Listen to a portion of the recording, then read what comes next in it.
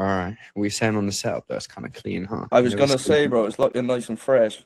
So, what I think would be wise as well to run over today is challenging, because I feel like a few of you maybe don't get it to the level that you need to. I did do this for another group. I did post it in the community. I don't know if any of you saw it, but what's the most effective way to challenge somebody come to the spotlight? Use their words against them and see if it's aligned. Yeah, really good. Okay. Mirror the language. Anybody else got anything to drop? Challenge their inputs towards their goal. Yes. Inputs. Good. What about if you don't have a goal? Their language. Yes. Good. And this kind of comes down to mirroring anyway. But basically, challenging is so fucking important, because the whole reason why somebody is on a call, unless they're literally going to come to you and say, bro, I'm ready to go. And you're like, why are you ready to go? And they're like, no, I just know I am. I've been looking forward to this call. I just want to pay. Unless they're literally selling you on like, I'm ready to go, then you're going to need to challenge. Does anybody know why? Just one person come through. If they carry on believing the same things, they're going to get the same results. Exactly. So to detail it in very fine, simple forms, humans operate in cycles. You have a current situation, and you have, like, let's say, a future goal. That's meant to be an F. Future goal, right? Fuck off. So you have a future goal, but then you also have a problem. So what happens is, like, the problem feeds into the current situation, which makes people think about their future goals. But the issue is that people believe that their problems are what's going to keep them in the current situation. I'll give you an example that we hear all the fucking time. Oh, I don't have enough time to get into shape. I don't have enough time to develop a good skill set. But the issue is that the problem is that they don't have time. So that they develop this whole current situation and they look for reasons to cement why they don't have time. Could be fucking kids, could be school, could be fucking, could be anything. Could be girlfriend, could be boyfriend, husband, wife, dogs, work especially as well. That's a big one. So people tell themselves that they don't have time, right? Then they look for reasons to make that true. It's not the other way around. It's true, then they don't have the time. It's that they tell themselves that they don't have the time, and then they make it true. Is anybody confused when I say that? Please feel free to speak up.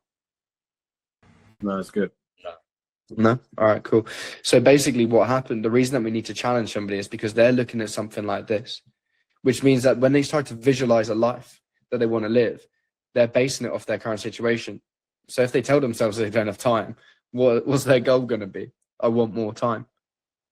But the issue is that they tell themselves that they don't have any fucking time in the first place. So how the fuck are they ever going to be able to actually make a change?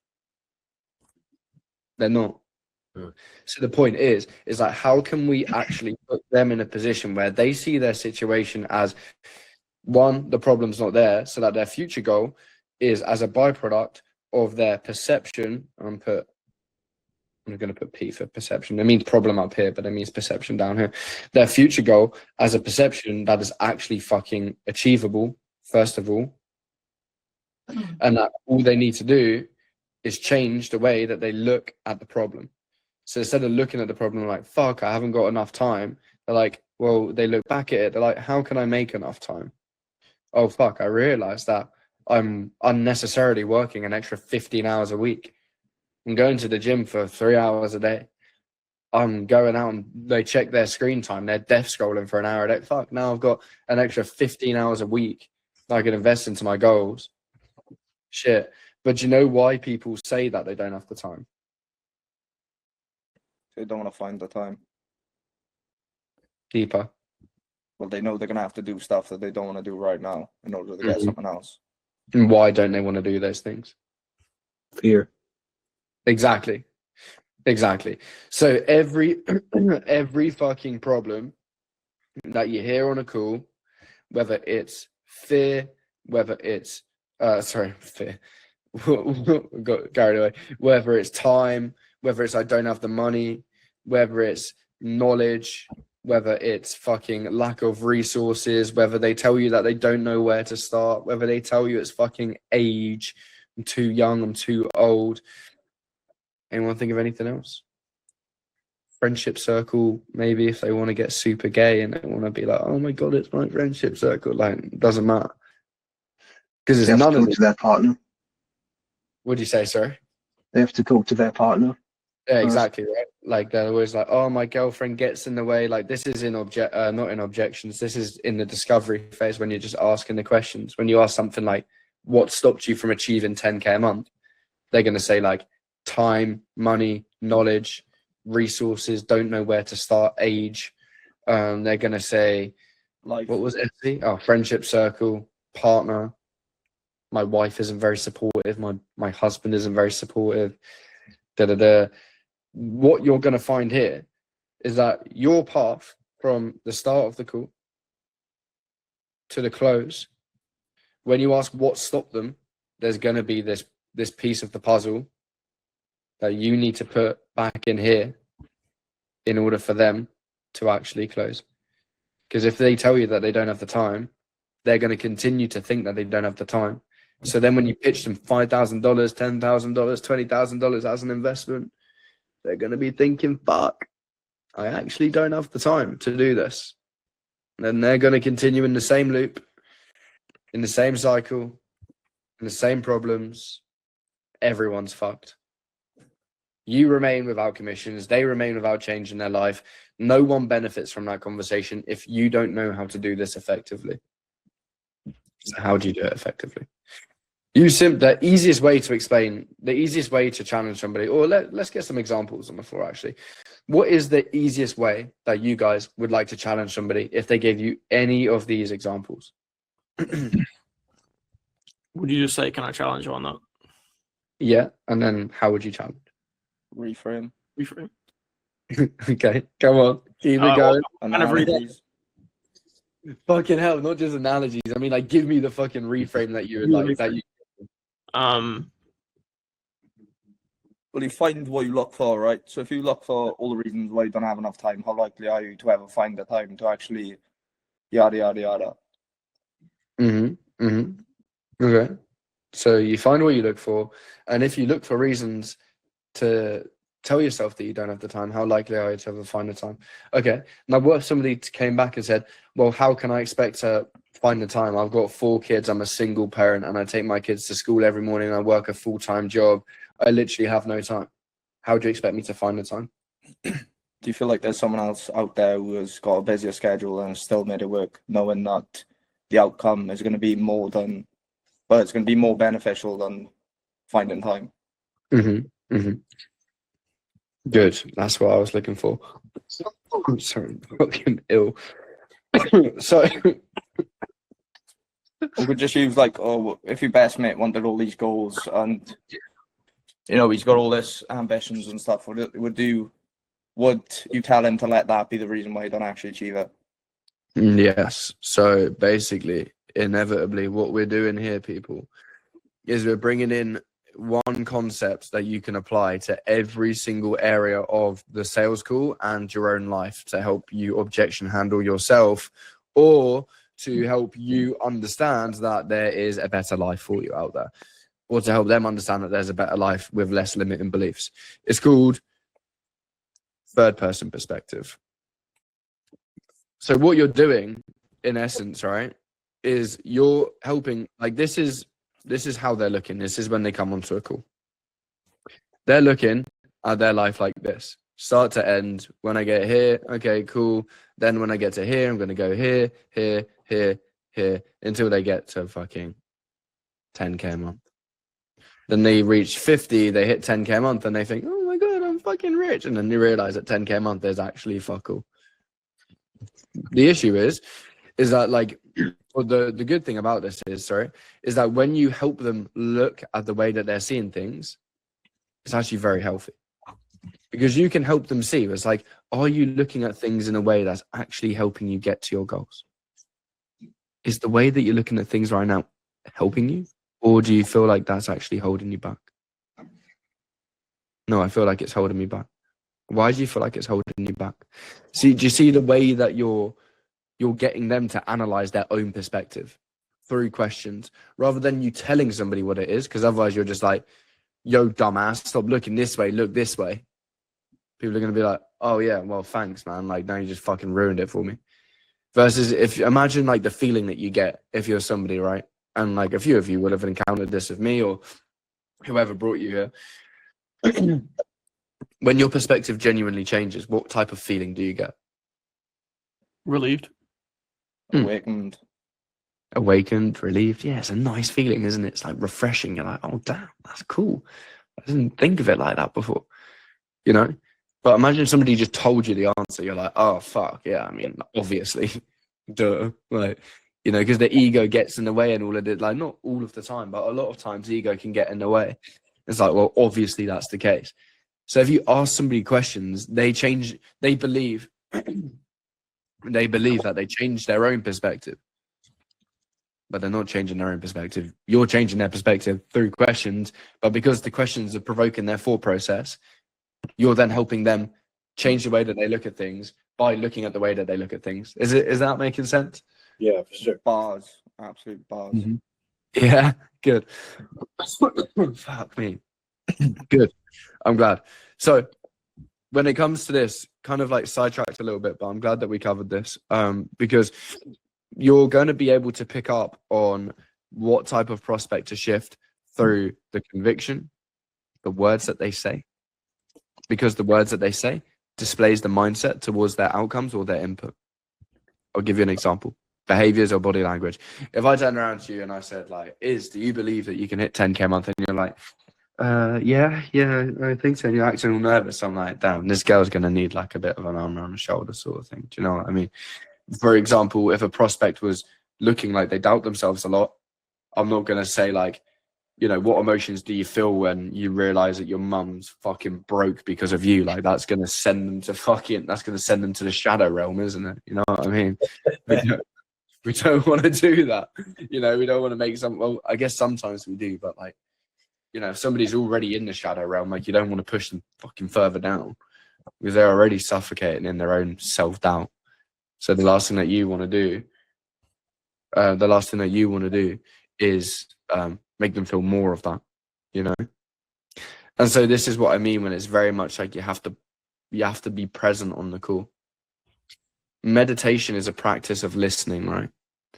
And sales can be like a meditation because in order to be fantastic at sales, you have average, good, great, exceptional, right?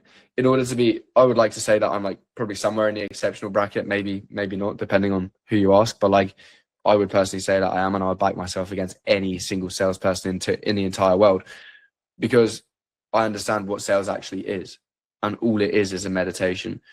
Not a meditation where you sit there and breathe and visualize. It's a practice of being present.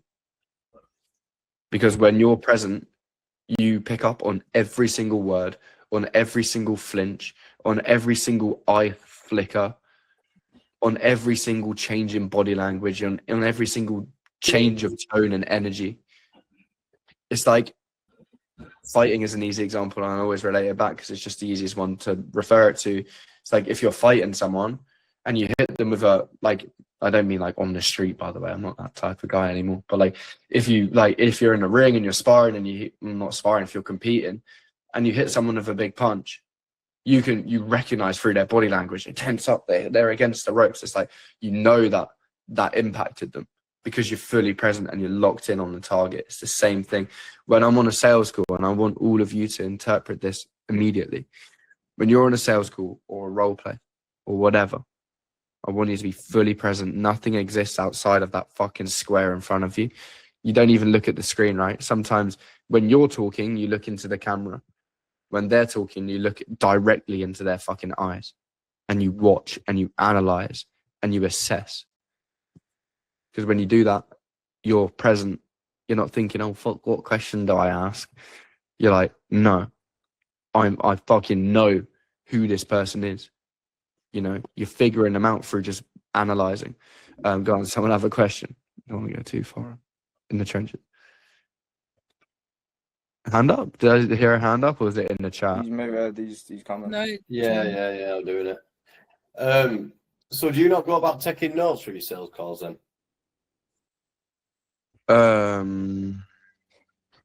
Good question. Yeah. Because like, I always try to jot like fucking little keywords down, but then I watch my sales calls back sometimes. I'm like, bastard, I can see myself looking down and jotting, but then I miss something. Yeah, I mean, like, oh fuck, now that's a good question, because I'm a big believer in taking notes, not because it depends why you're taking notes, but I actually intentionally take notes sometimes to let them know that I'm taking notes on them. You know, like I want that person to know, but I'm listening at the I'm paying more attention to them than I am the neatness of my handwriting. You know what I mean? So if they say something like, I want to retire my mum, I'm just going to write down mum. You know, I'm not going to write down retire mum has wanted to do this for 2 years. I'm literally just going to write down mum 2 years. But at the same time, I'm going to be listening to what they're saying, because if I'm kind of like 50-50 in attention, I'm going to be like, just hold up. Like, you mentioned that, like, maybe I've kind of slipped out. What did you say there? And like, just get them to bring it back up, you know? Okay. Somebody told me once, right? It's like, you shouldn't take notes on a sales call because it means that you're not present. But I disagree, because, you know, when I'm listening to a podcast, or when I'm listening to an audiobook, or when I'm listening to somebody speak, even whether I'm learning from them or they're learning from me, if I'm listening to somebody speak, I will always take notes, because I think that's how you force yourself to remain present in a way. So you But- can't remember everything, I know. Yeah, exactly. And like, you don't need to remember everything. So definitely don't put that much weight on it. But I would say, you know, give it a go. Give it a go without notes, because it can be quite fun sometimes. But the dangerous part is that if you do have a difficult prospect and you haven't taken notes through the call, and you know that when you get to the close, they're giving you objections that you thought you'd already solved, then you're like, fuck, what did they say earlier on in the call? Then you just lose your head completely. You know what I mean? So the other reason why I also take notes is because I've got to upload it onto my CRM, like a big list of notes, like pains and goals and all that shit. Oh fuck, yeah, that's long. I mean, what you could do is you could just copy and paste like the Fathom summary if you really didn't want to take notes. But I would just say like taking notes is overall good practice for anything in life, to be honest, G. Not gonna lie. Yeah. It So, makes yeah. you remember the bits you actually want to remember now, because you wouldn't be writing something down for nothing. Yeah, that's what I mean. But I like Jack said, I just do keywords. Like if they're really homing on like family, I'll circle family, so then I know that the circled words are major points to go back to. Yeah, for sure. I agree. But yeah, don't stop taking notes. Don't stop taking notes. Full stop, I would say. Really, I doubt you miss out on that many important things by taking notes either, to be honest. And when you do it, my biggest tip would just be try and stay locked in on two things, on them speaking and you writing. Because once you know what you're going to write, you don't need to pay attention to what you're writing. You just simply just write it down, you know? But yeah, good question, though. Good question for sure. So when you're looking at like the body language in a way that like the way that they speak is like somebody like TJ said, for example, in that role play, it's like, yeah, I mean, doubling my income would be nice. Somebody says would be nice. I know, for example, that they're looking at it as if it's like completely unrealistic, right? To like achieve their goal. Go on. That's exactly what he was saying. He was like, I want to set realistic targets, and like that's the kind of prospect he was being, innit? Yeah. Like, So that's sure, it's like straight away if somebody says, yeah, that would be nice, or yeah, I like the sound of that, or yeah, that would be great. It's like, I know exactly where this person is from a mindset perspective, right? Because people either come into the call in two different zones, and this will help a lot of you. They come into the call in resistance, or they come into the call with intent. Now, they can have this in different areas of their life, like resistance towards their goals. They can have resistance towards their problems. They can have resistance towards their limiting beliefs. or they can have intent to solve all of the above. Now, how do you know? Is because if somebody says like, yeah, that would be nice, it's like straight away they're adding resistance to their goals, like unnecessarily. So you can challenge that. You know, that would be nice. So where does that come? Do you know what happens when you use, and you want to reframe like the would or the could or the should or the uncertain language, whatever they say, you want to reframe it into uncertainty always, because it's going to give you much more leverage to challenge on, rather than saying like, where does the would come from, or where does that would be nice come from. So do you know what happens when you use uncertain language? Well, would you agree or disagree that the language that you use displays the way that you think? No, I'd agree with that. Okay. And the way that you think determines the way that you act, right? Yeah. And the way that you act gives you the life you live right now. Do you agree or disagree? I'd agree. Okay. So if the way that you speak displays the way that you think, and the way that you think displays the way that you act, and the way that you act has given you the way that you live your life right now, if you speak uncertainly about yourself and about your goals, what type of message is that sending? Uncertain message. Okay. What's causing that uncertainty? Now you're gonna get now you're getting somewhere in the conversation, right? Yo, run that back, bro. Reload. Yeah, rewind that. Run that. Yeah, that was it. Run that back. All right. Let me cook. So basically, if some that's the first wheel up I've ever got. So yeah, if somebody says to you, right, like, yeah, that would be nice, and you're like, okay, I mean, that would be nice is an interesting way to put it. Do you know why? Hook. Why? Because, well, would you agree or disagree that the language that you use determines the way that you think? Is a reflection of the way that you think. I'd agree with that. Okay. And would you agree or disagree that the way that you think determines the way that you act? I'd agree with that. Okay. And the way that you act determines the life that you live right now, right? Yeah. Okay. So if the way that you speak is a reflection of the way that you think, and the way that you think is reflected in the way that you act, when you speak uncertainly, or when you speak with uncertainty around your goals, what type of message is that sending to yourself? Shit message. Okay. Well, where does that uncertainty come from? Or when you look within your way of thinking and the way that you feel and what emotions that you feel, when you think about your goals and you speak with uncertainty, where is that coming from emotionally? I don't know if you want to add the emotionally on there. If you want to try and target the fear, then you can. Or you can just say, where is the uncertainty coming from? What is the source of that? Because that's just a symptom. What's causing that to happen? What's causing you to feel uncertain? Fear. Fucking fear. You knew it all along, didn't you? So, yeah, and then you wouldn't obviously react like that, but you'd probably give some kind of like similar reaction. Yeah. So now that you've got that, like, this is just one example of how you can challenge someone and get directly to fear off the first like 5 to 10 minutes of the conversation.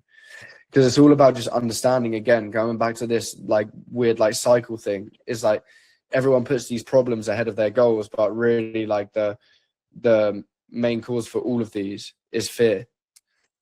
And the way that we can solve this is by helping them look at their own relationship with this climb up the mountain. Because if somebody has a climb up the mountain, let me draw it again. If somebody has a climb up, if somebody has a climb up the mountain like this, right, versus like this, when they say that they haven't climbed this mountain and that's to get to fucking 5K a month, versus this is to get to 20K a month, and they have to go through all of these mad fucking peaks, and people have told them about all of these fucking death stories up the mountain and how many people have blown off due to the 500km/h winds and fucking whatever else. Like when somebody says, why have you not achieved 5K a month? It's like, yeah, I didn't have the time. Because who the fuck has time to make 5K a month? No one here should be waking up for 5K a month. And what I mean by that is like no one here should be waking up with the willingness to accept 5K a month as a payback for the skill set that you are either going to develop or have already developed. However, that aside, when you ask somebody, why have you not achieved 20K a month? because they've been told by everybody else, and also they've reinforced it to themselves. Like, you need to make so much time. Oh, you need to sacrifice so many things. So of course they're going to be fucking terrified. Oh shit, no, we're all good. Of course they're going to be fucking terrified, aren't they? Because if I told you need to swim across that ocean, and in that ocean is piranhas, sharks, crocodiles, fucking flesh-eating leeches, like, and they're in that water, and over the other side of that water is 20k a month, but you've got to risk it to get over there. How many people are going to do that, apart from TJ? Probably not many, right? But the point is that there's no piranhas, there's no crocodiles, there's no sharks, there's nothing in the water. It's just a normal body of water. But everybody's told you that these sharks exist. So what happens is you try to go around this whole fucking lake and try to find like the best, shortest entry point. But bro, you could have just started swimming. You're actually fine. People are just lying to you because they're scared that they're going to drown and that they're not going to make it. But you can make it. And so you, with your belief and your ability to make it, you're going to then help other people understand that they can do the same thing and that their perception was fucked the whole time. I think I kind of went off topic, not going to lie, like a bit of a motivational speech. But to come back to this, like, is their perspective genuinely helping them? When they're like, oh, what stopped you? It's like, oh, I don't have the time. Okay, straight away. You know it's not helping them. Like, let's say, oh my God, it requires so much hard work. That's not really helping them, is it? Because if you associate success with hard work, it's like, how many people are really willing to do really hard work? Not a lot. And money and hard work aren't even correlated in the first place. They're two completely separate entities of life. If they were to be correlated, all of our mums would be fucking billionaires. Because no doubt, especially for some of us in here, myself included, our mums worked very hard to keep us out of trouble, shall we say. So the reality is, right, is like hard work and money is not correlated. So you need to get that out of your head, and you need to help them get that out of their head, for example. Can anybody else come up with a few perspectives that somebody might say that are blocking Money's hard to get. That's another one that kid said yesterday. He was like, oh, money's just so hard to get to this other guy. And he just didn't know how to handle it, and he left the call. He literally jumped off the call. Like, he started stuttering and stuff, and then he texted the owner. He was like, oh yeah, fucking, you know, my internet cut out. Money's hard to get. Well, yeah, there you go. I mean, money definitely can be hard to get. Do you feel that the most successful people tell themselves that money is hard to get? No. Well, no, they don't tell themselves. No. Why don't they tell themselves that? They believe that money is easy to get. Okay, well, does it serve you to tell yourself that money is hard to get? No. Why not? Boom, now they're selling you on a successful perspective. So what's happening is they're changing their relationship with themselves. Sounds crazy to say, I know, dare I say it. But you're giving somebody the tools to change their relationship with themselves. Because right now, the relationship with themselves is really not serving them that well. Because if it was, then they'd probably already be successful, G, not gonna lie. Or they'd be asking you for the payment link. So, permission slap. Permission to challenge, okay? You can ask questions like, if you just want to aura max, don't do this. But if you want to kind of get your foot in the door, be comfortable with challenging, because it can be a bit much if you just, like, I don't know, I'm just going to say it like how I'm thinking it, but like if you're just completely nailing someone with challenges, like boom, boom, boom, and you're just challenge. It's known to build a bit of tension. All right. Now, what I don't want you to do is build tension on your calls, but sometimes you need to. Sometimes tension is needed. So don't be afraid to build it, but try not to. Kind of one of those things. It's like you're good with or without. You have tension on the call, you're good. If you don't have it, you're good. All right. Don't avoid it because you'll encounter it, but don't try to put it on the call because that's just weird. You don't want to do that. So how do you avoid it? Or how do you make sure that there's the conversation flows as nicely as it can? You want to ask, like, can I challenge the way that you see that though? Or can I challenge that? Can I offer a perspective? If you notice that somebody is stuck in a cycle, thinking about things, delaying decisions, externalizing responsibility, can I highlight something for you? Is that okay? Yeah. All right. Well, if we truthfully look at that together, can you, like, you notice how you've been putting responsibility on your job? However, if you put responsibility on your job, how much power does that leave you with to change? Yeah, 0 power. Okay. Do you want power to change? Yeah. Can you put responsibility on your job or your boss? No. Why not? Okay. And then it's like now you're helping them understand that, oh, fuck, I'm losing power, because we're always going to feel the most powerful when we take ownership of our situation. Because if we let, this is sales aside, but is included with sales, but if we let any external situation have an influence over us, we're losing power straight away. We're minus aura, because what's happening is you need to put these into perspectives, right? Like, external situations can't have power over you. Money can't have power over you. Women, men can't have power over you. Friends can't have power over you. Alcohol, smoking, nicotine, fucking whatever else that you guys get up to can't have power over you. You have power over everything, and that's a choice that you need to make. The reason I say this is because when you get somebody to take ownership of their situation on a sales call, they're going to have these like feelings of power, for lack of a better term, like begin to surge through their brain. You can also say, like, can I hold you to a higher standard for a second? You mentioned that money is hard to get. Do you believe that the most successful people believe money's hard to get? Boom. Higher standard. They see the option that you're giving them. Boom.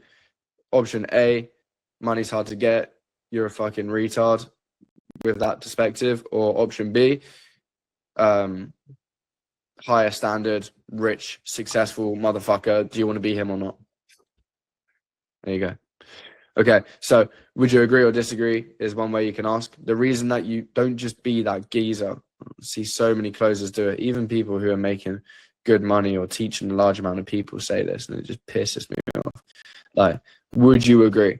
Would you agree with this? Like, no, I'm not going to agree with anyone. If you catch me agreeing with anyone outside of this community, then you can shell me. But I won't, because I always like to be given the option to disagree, because I always want a way out. And if I don't have one, then I'll just create one. And if you don't give somebody one on the first fucking sentence, and they're like me, and they want to give themselves out, and they want to give themselves one, when it's not presented, guess what that's going to cause? Resistance. And what do you not want in a call? Resistance. Why don't you want resistance? Because it's uncomfortable for the prospect. Might be okay for you, but the prospect doesn't like it, because they don't really ever experience resistance. They just have the most easy flow in life in the entire world. So, would you agree or disagree? Always crucial to include these two parts. Agree or disagree? And I like to say stuff like, which perspective is going to help you better? And you can answer with any of them, by the way. I don't mind. You can even tell me to fuck off if you want. Like, giving them always an option to lean out. And when they do buy into your perspective, you need them to sell you on the perspective. Why? Why do you believe that that's the case? Do the most successful people do A or B? A. Why? Why do you believe that? And they're going to tell you. Is this making sense to everybody? I got a call in 10 minutes, so we can answer any questions that you've got. No, it is. Yeah, pause. Yeah.